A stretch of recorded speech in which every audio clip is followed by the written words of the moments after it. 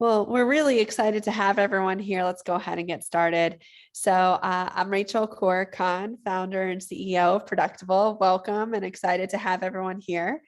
As most of you guys probably already know, Productable is the cyber startup behind Project Holodeck, and we're working with SAFMG to build out our innovation software so that the entire process of innovation becomes easier and faster for the Air Force.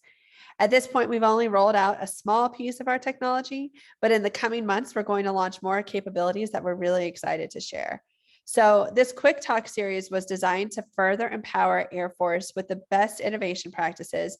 And we decided to kick off the invisible enemies of innovation because these are the challenges that have not only come up in our work, but not with just the Air Force, but with many large corporations as well.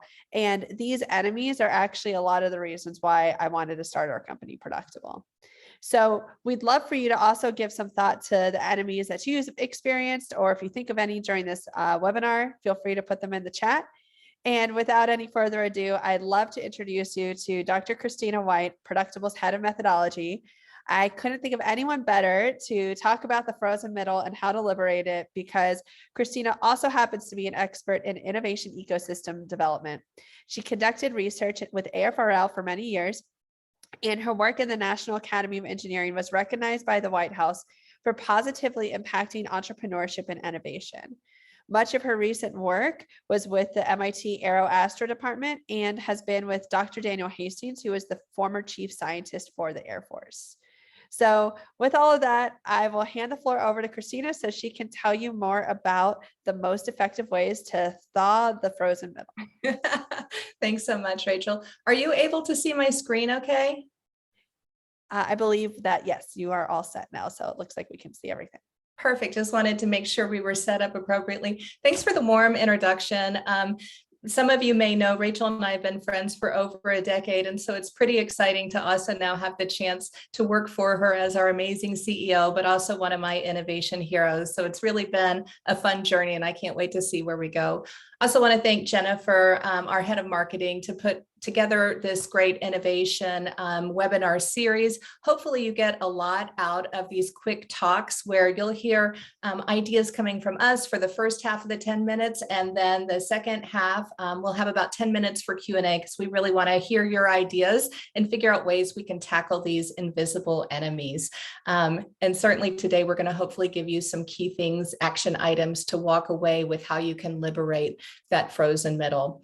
Without further ado, I want to pop back a little bit to what Rachel was mentioning in terms of the talks that have already happened. If you haven't had a chance to hear the first couple of innovation talks, Rachel started one out with the Valley of Death, and we've got a couple that Jennifer has captured. And so if you'd like to be able to go back and watch those, we have those available for you. But even more importantly, if you have an idea about what's your final enemy that we can help you tackle, we'd love to hear those. And so we'll give you our contact information. And again, really putting all the brains together that we can on ways that we can improve innovation is one of our big goals. So we look forward to hearing from you. So, why am I here and how can I help you unfreeze the middle? I've had a really exciting career in working all around the world on different innovation initiatives. And indeed, like Rachel mentioned, a big part of that was working across the ecosystem. So working with really top key thought leaders and helping them drive their vision, but also working with the all-important middle management and staff who we know really get a lot of the initiatives driven and done, and the all important as well, innovators on the ground doing the day-to-day work. And so what I wanted to show you with this map is, regardless of where you are in the world, whether you're a big Fortune 500 company or somebody as amazing as the US Air Force, this frozen middle is something that almost everybody faces, but there are strategies to be able to overcome it. So I'm hoping that today we can take from a lot of this background experience that myself and others have had and give you some of the tangible ideas of ways that you can more effectively improve what's happening with innovation in the Air Force from your own unique vantage point. All right, so we want to start off by actually hearing from you guys. We're going to run a quick poll to understand how much that freeze or even permafrost is impacting you in your day-to-day life? And then also, are there some effective strategies that you've used to thaw that freeze? So you should see a poll pop up. If you haven't used a Zoom poll before, you should really easily be able to tick an answer, and then we'll give you just less than a minute or so, and we'll see the results so we can see what's happening around the room here. Thanks, Jennifer, for getting that poll started.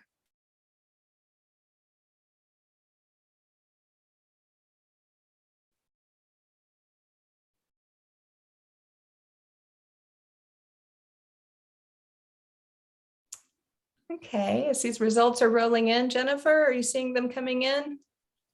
Yep, I'll give everyone like 5 more seconds. There's a few popping up still.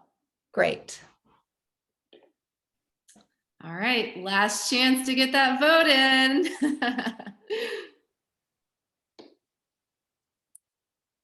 All right. Okay, so when we think about, again, like how much this freeze is impacting, we have almost 70% are saying it impacts your work on a regular basis. That's significant. And so we'll talk about maybe what are some of the key things that are causing that freeze, but again, what are some of the ways that we can really unpack it? Other people, it looks like about a third of you have encountered it, but it's not necessarily a regular thing, which is great. But maybe now also by the end of this webinar, you'll have some ways of approaching it when you see it and see if there's ways you can positively impact it. When we look at some of the success strategies, it looks like, again, we've got about 65% that are really able to look at communication gaps and feedback loops and see that as one of the strategies that can be effective. And seeing also some ideas around incentives and positive recognition. We're going to unpack those couple of strategies as well as a few more in the coming slides. Thanks, Jennifer. And thanks to each of you for sharing your ideas. I hope that means that the content of this is really going to be helpful for you. So let's think about what is even the freeze. You know, the idea around the freeze is that here we've got these great key initiatives coming out from our thought leaders, for example, General Alvin, saying, let's really figure out some effective ways that we want to drive innovation. And so he sets out some initiatives and some decision. And the goal is that we're going to have really effective outcomes that are strongly aligned with those decisions. But what the freeze means is that there's processes and actions that are happening in the middle that actually stop that from happening. And we'll talk about what these types of factors are and how to overcome them. And so one of the first things that happens is after a decision and an initiative is set out, there's a direction, but it can oftentimes be unclear or actually unaligned strategies of how we should implement the initiatives. There tends to be limited or communication issues around feedback and support. And when that happens, that freeze begins to halt things even more. And quite frankly, there can be a lack of empowerment. When you don't leverage the insights and the unique vantage point of middle management and staff, then the freeze really becomes solid. And what we see happen then is there's misaligned outcomes and little to no effective results. So let's see how we can actually take these factors and turn them into positive action items. So some key ways to thaw the frozen middle, if you will. First of all, is something that many of you said in the poll, is identifying those communication gaps. We need to make sure that we provide avenues for communication to be clear and transparent. So all the way from the key thought leaders through the middle and from the ground up with those innovators and be able to move between them. There needs to be a focus on strategic alignment. And where the sticking point with this is it's not just a one-time focus on the strategic alignment. There needs to be a continuous revisiting of the strategic alignment and reevaluate it as you learn more and new information. The third thing to think about in terms of thawing that frozen middle is ways to improve the feedback loop. There's a study that was out by Harvard Business that said leaders who ask for feedback are actually 6 times more effective. And so what we encourage is, again, this feedback loop to be continuous, and that can help inform the way that we're looking at that strategic alignment, especially when there's clear communication and those gaps are closed. There's a few more strategies we can look at. This focuses really on leveraging who I think is oftentimes the unsung heroes, which is that middle management and the staff. How can we leverage and empower them? First, thinking about supporting upskill development. So upskill development is meaning things around leadership skills, meaning also things that are oftentimes called soft skills, but we know that they're not soft, they're really actually complex and hard. Things like effective communication, problem solving, critical thinking. If we can provide middle management and staff with those types of skill development and let them really shine in those areas, it can be very effective.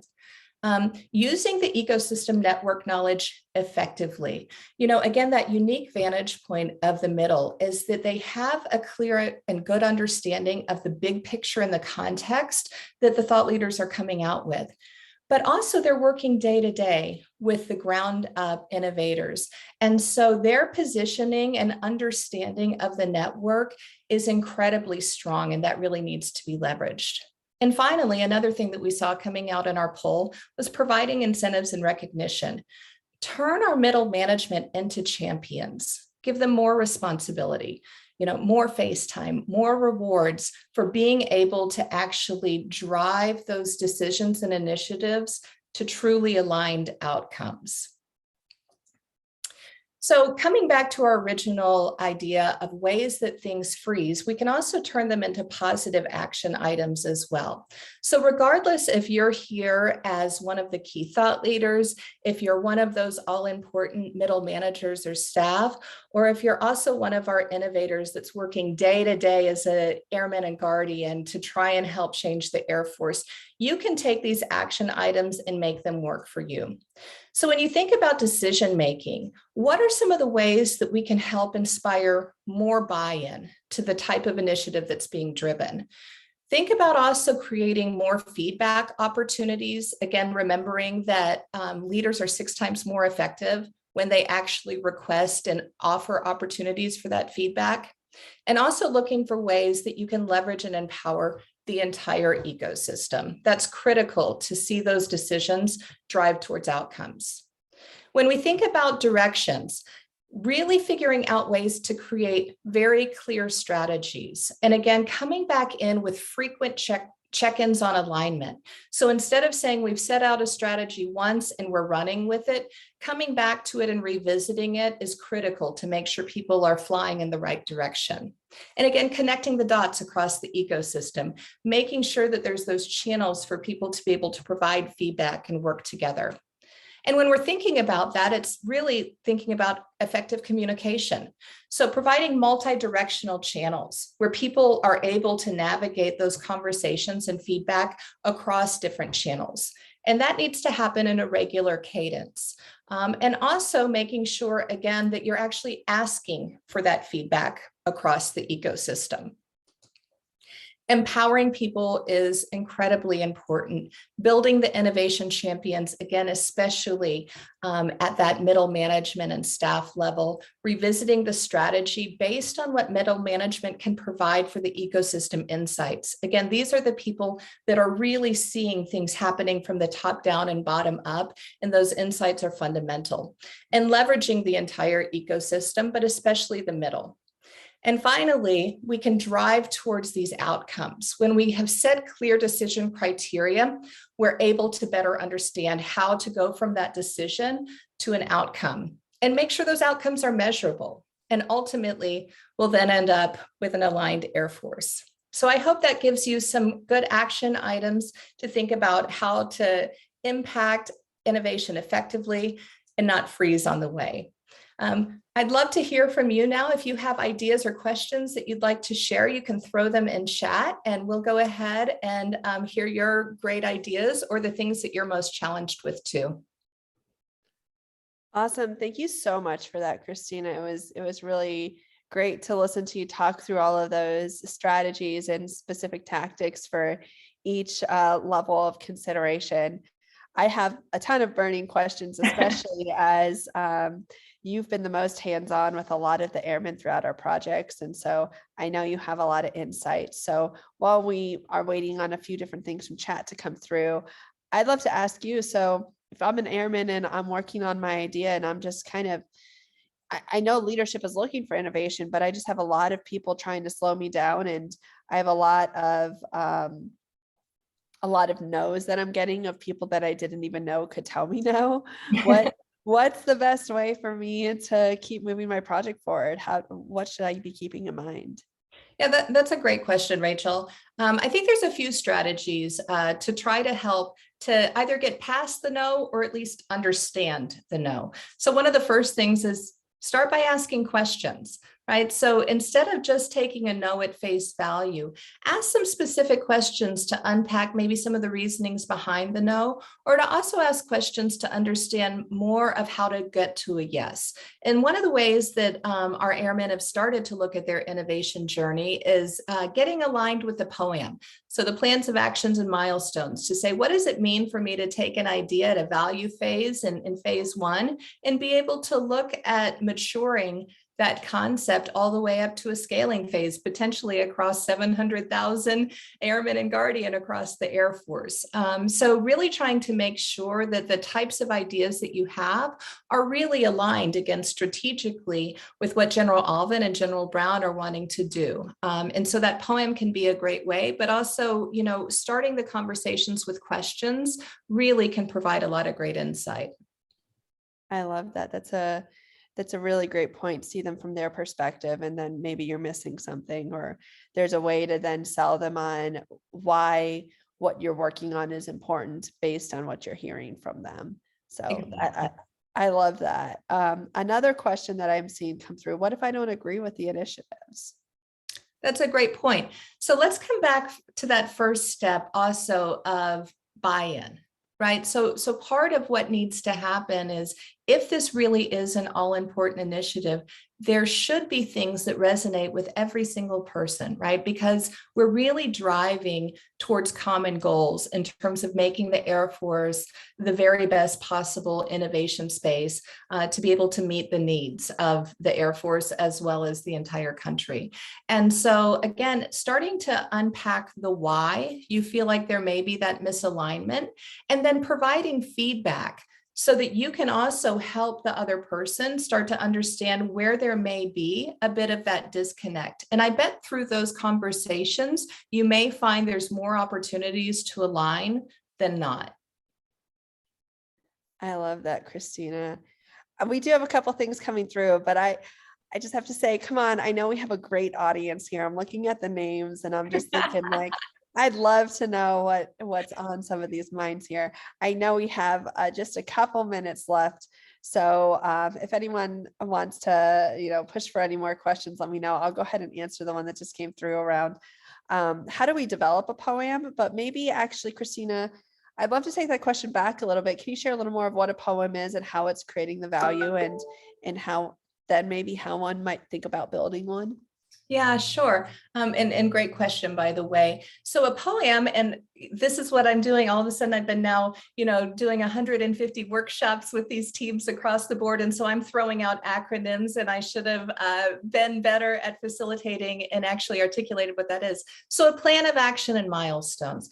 So when we start with somebody like General Alvin saying, you know what, I really want to take these Spark Tank finalist and Vice Chief Challenge finalist and all these great ideas that are coming in from our airmen and guardians, but they need to have a clear way of actually getting ideas to scale.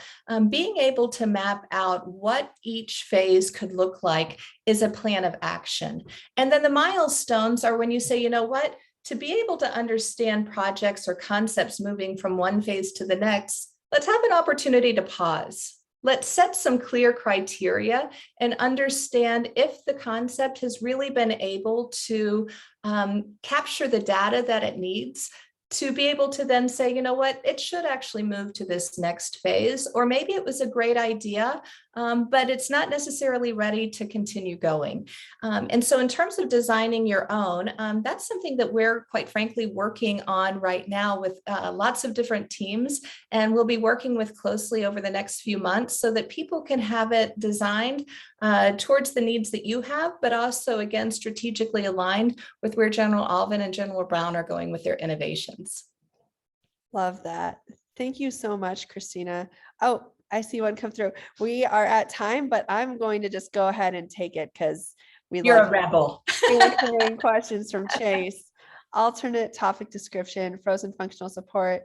Oh, just a point of view. Got it. Okay. So Chase says, frozen functional support. I'm looking at myself contracting, not just another question, just another point of view. So yeah, I definitely think thinking about functional support in all of these places, there's a lot of different kinds of support and ways to break down the challenge of the frozen middle and who it applies to, and how we need to overcome it. So definitely appreciate that point of view.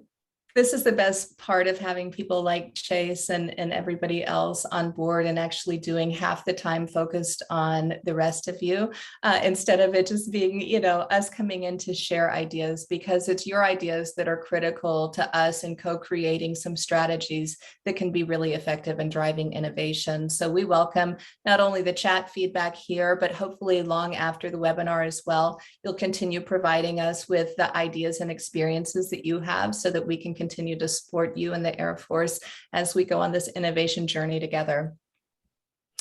Without further ado, I did want to, I know we're closing up, but I can't help but be very excited about our upcoming other webinars that we have booked. Adam Furtado, who many of you know out of Kessel Run, is going to be talking December 8th about outputs over outcomes and really resetting the mindset.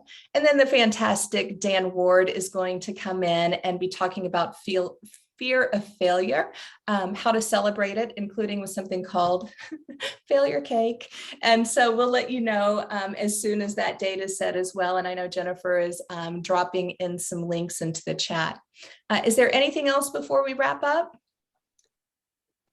I think that's it. Thank you so much, Christina, for giving this talk. And for everyone who's here, Christina has her email listed, I believe, on the next slide, and feel free to reach out, and we're happy to keep the conversation going with all of you. Thank you so much. Thanks, everybody. Thanks. Bye, everyone.